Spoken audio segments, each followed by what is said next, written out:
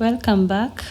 This is Family and Life show on Mwanga Radio, and we are grateful for the interactions that we've had with you, even as you've watched and given us feedback.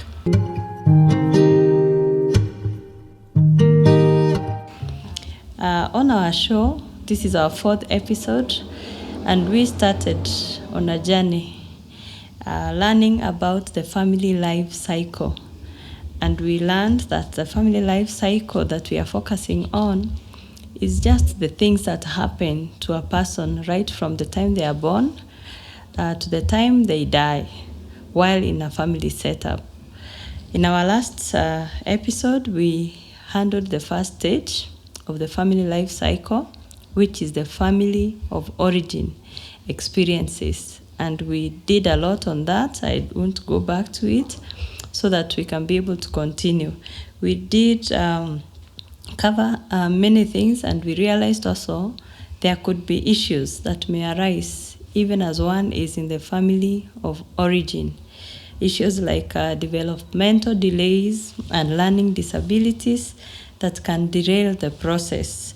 It is the expectation of everyone that, when a child is born, they will be able to move from one stage to another, but there are things that can cause derailment. So we handled that, and we also said that we'll be going through each issue in our future episodes.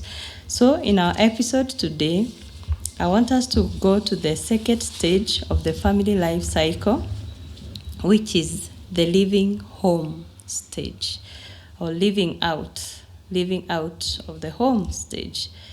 And here we are talking about a person who has gone through the other stages that we mentioned, an adolescent that is already now out of school and is ready to leave the family of origin, whether leaving to go out and start working. They are ready to be independent. As we pick up on the second stage, the living out of the home, we'll be talking about the tasks that are involved. We'll also be looking at what psychosocial stage, as we have been following on Erik Erikson, what stage an individual is involved in while at this family life cycle stage. And we'll also look at a few issues that may come up, or disturbances that one may experience while at this stage.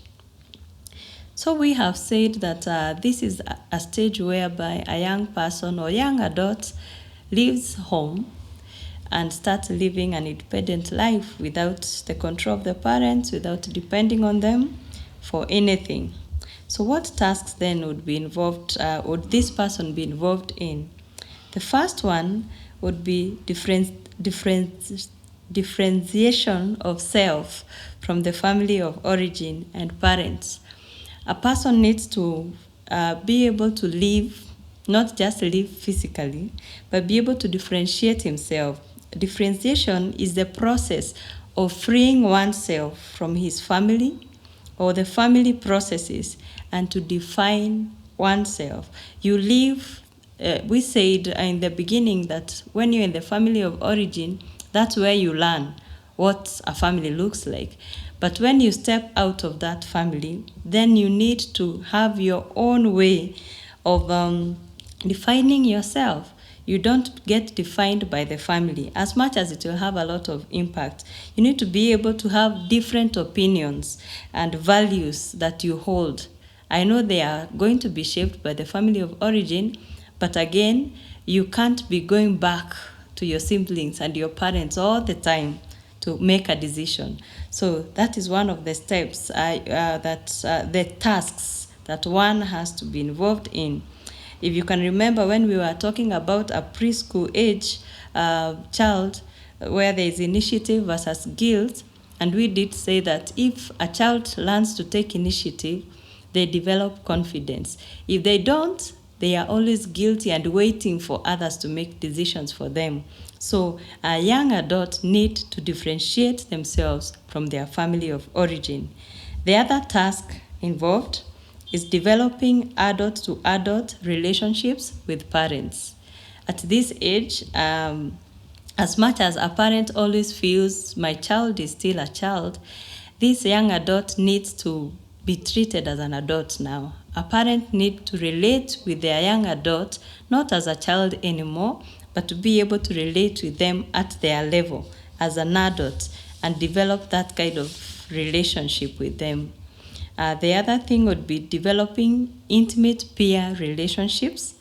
At this age, most of the young adults' life revolves around their peers. As we have said, they have left their parents, they have left their siblings.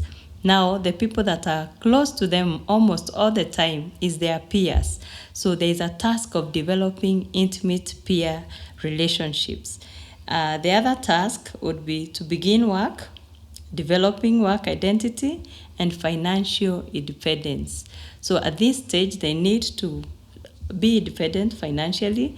They need to develop a work identity. This is where now they define, this is my career, I want to follow this path, and I want to be somewhere.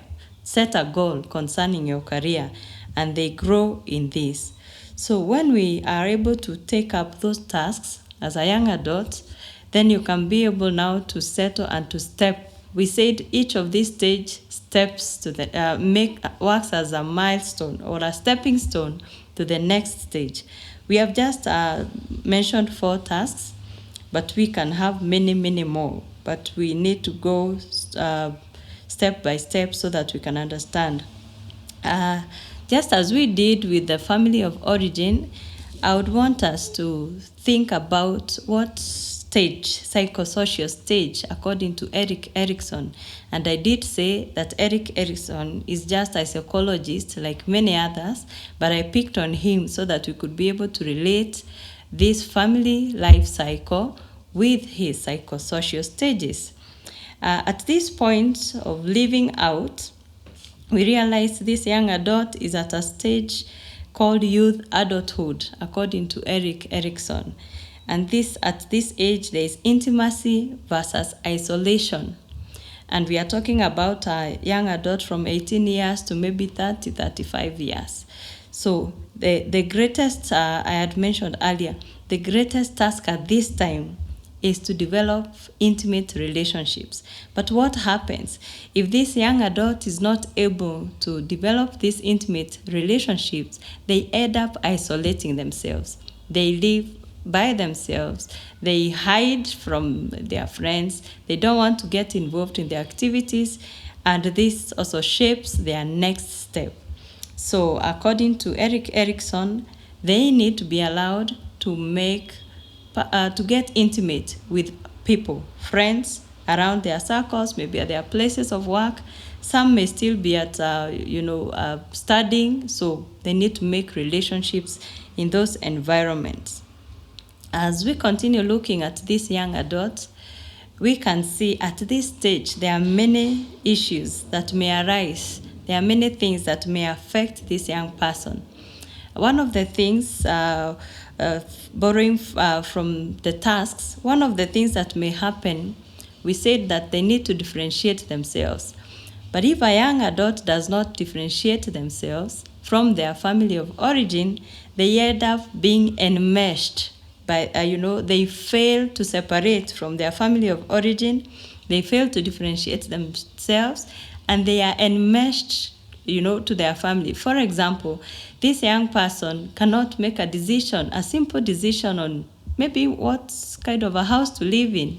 They have to consult their parents. Where will I go to live? Or which kind of a house? If it's about making friends, they have to consult, because all their decisions are made as a whole in their family of origin. So we can have such a person. And mostly such people do not want even to move out from their parents' houses. They want to remain there so that the decisions can be made as a whole. So we can have that as an issue with a young adult. On the other hand, depending on the experiences they have had in their family of origin, we can have a young adult distancing themselves. They can decide enough is enough of this family of origin. I've suffered enough. I've gone through bad experiences. Now I will distance myself. I will not consult them in anything. I will not be involved in anything that concerns my family of origin. So that can also be an issue, because we said one cannot live in isolation. They need to have people around them. And a family is not, the family members are not people you can wish away. You will need them the rest of your life, as much as you make other relationships. We could also have other issues that border on peer pressure, influenced by these very peers. We find a person that has not been able to have proper values can be influenced to maladaptive behaviors, like they could engage in drug abuse, they could engage maybe in joining gangs. Instead of developing themselves and their career, they could look for shortcuts on how to get monies, depending on how they are influenced by their peers. We could have issues on sexuality matters at this age, where they feel they are now free from home. They pick from behaviors, from unhealthy behaviors, unhealthy relationships from their friends, and many other issues that may come up at this stage. But like I said, as we continue with future episodes, we'll be tackling an issue. We'll take maybe, for example, drug abuse and get deeper and know how we can address this if we realize a young person or any person is involved in it. So I'm hoping we are moving together, and now we have already covered the first and the second stage of the family life cycle. Just to summarize what I've been talking about today, the second stage of the family life cycle is the living out stage, where a young adult steps out from home. And we have seen how this young adult is involved in various tasks. We have seen some issues that may affect his relationship with parents, with peers. We have seen some things that he may struggle with at this stage. As we continue in our future episodes, we'll be able to get deeper and see how we can help out a young adult in this stage. Thank you so much for your time, always connecting with us. We continue encouraging your questions, and we encourage you to send your question through our social platform so that we can be able to grow together and make healthier families. Thank you so much.